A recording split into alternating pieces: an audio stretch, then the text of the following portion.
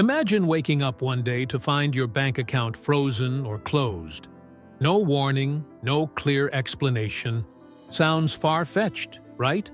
But it's happening more often than you might think, even to former President Donald Trump. After his first term, two of the country's biggest banks reportedly refused to take his money, citing reputational concerns. This isn't just a high-profile political drama. It raises real questions that could affect any of us. Can banks just decide they don't want your business anymore? What if it's because of your beliefs, your industry, or your public profile?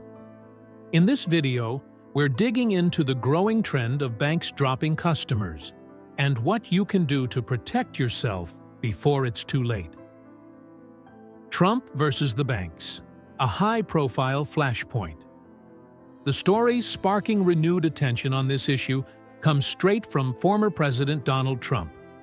According to Trump, after his first term in office ended, two of America's largest banks, J.P. Morgan Chase and Bank of America, refused to do business with him. He claims J.P. Morgan told him to move hundreds of millions of dollars within just 20 days, and Bank of America wouldn't even accept his deposits at all. In Trump's words, he even personally contacted the CEOs of both banks to ask for reconsideration, but was firmly denied.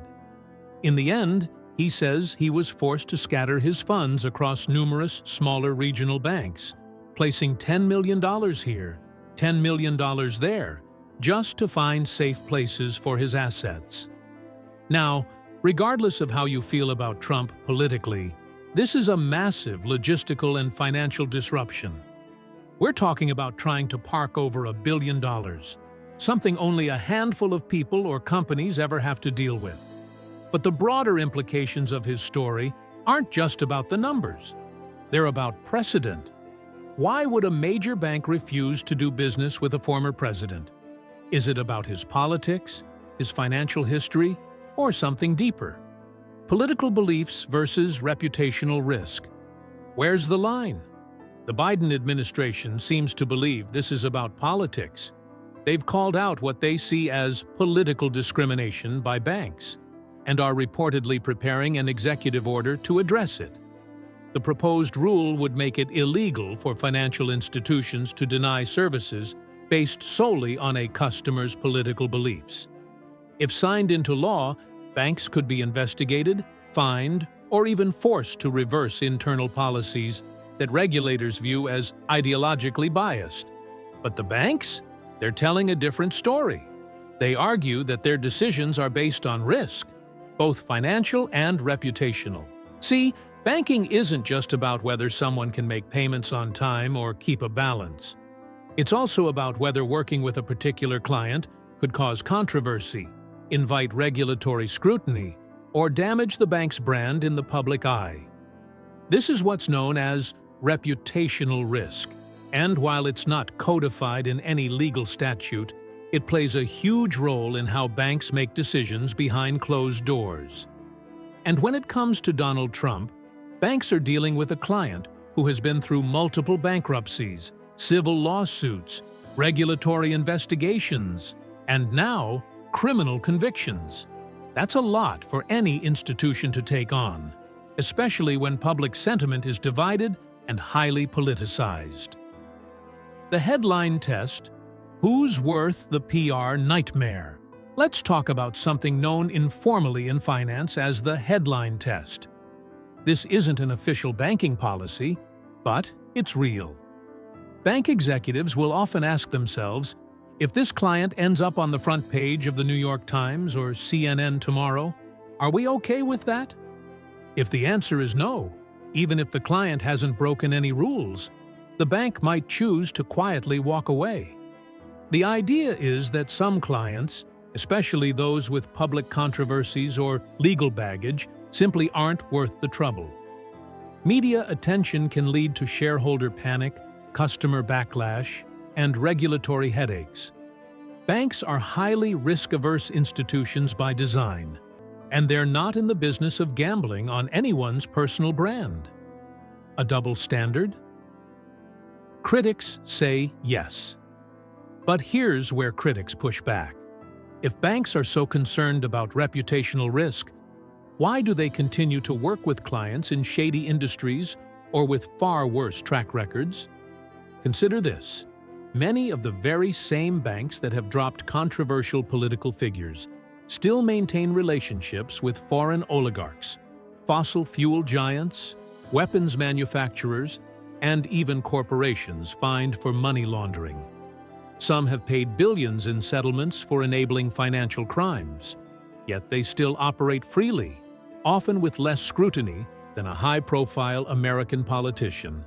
So why the selective enforcement? To many, the answer lies in optics. Dropping a politically controversial figure like Trump sends a message. It makes the bank look principled. But continuing business with lesser-known or foreign clients doesn't generate the same headlines. It's not about right or wrong, it's about visibility. The executive order. A new rule book for fair banking? Trump's team is attempting to flip the script with a proposed executive order that would ban banks from denying service based on political views. Notably, it would also remove reputational risk as a valid reason to reject a customer. Supporters argue this could level the playing field, especially for politically active individuals, nonprofits, and industries that have been quietly blacklisted. Conservative advocacy groups, gun manufacturers, and even crypto startups have all reported being denied financial services without a clear explanation. But opponents warn that such a rule could backfire. If banks are forced to accept all clients regardless of reputation, they lose the ability to steer clear of genuinely dangerous or unethical activities. And then, where do you draw the line? The history of de-risking. A familiar pattern. This isn't the first time we've seen this pattern play out. During the Obama and Biden administrations, banks were encouraged to be more cautious about certain high-risk industries like payday lenders, gun manufacturers, and cryptocurrency. The goal was to prevent financial crimes, but critics say it led to a form of collective punishment. Instead of targeting bad actors, banks started avoiding entire industries. This became known as de-risking. De-risking made it harder for some businesses to access the financial system at all. And it set a precedent. If enough controversy surrounds your industry or identity, you might get cut off. Not because you broke the rules, but because you might. That mindset is creeping into personal banking decisions now too. The bottom line, a complex balancing act. So, what's the takeaway here? There's no simple answer. On one side, no one wants to live in a world where banks or businesses can cut you off just because of what you believe. But on the other, forcing banks to take on any client, no matter the risk, could tie their hands and invite abuse. Somewhere between ideological fairness and risk management lies a middle ground. But finding it will take time, new laws, and probably years of legal battles. So the next time you hear about someone being dropped by their bank, remember, it's rarely just about one thing. It's about timing, reputation, money, politics, and perception. And most of that decision-making happens quietly, behind closed doors. And here's a question for you. If your bank closed your account tomorrow, what would you do? Would you be ready? Let me know in the comments. I think the answers might be eye-opening. If you found this helpful, subscribe for more. Because the line between politics, reputation, and your money, it's only getting blurrier.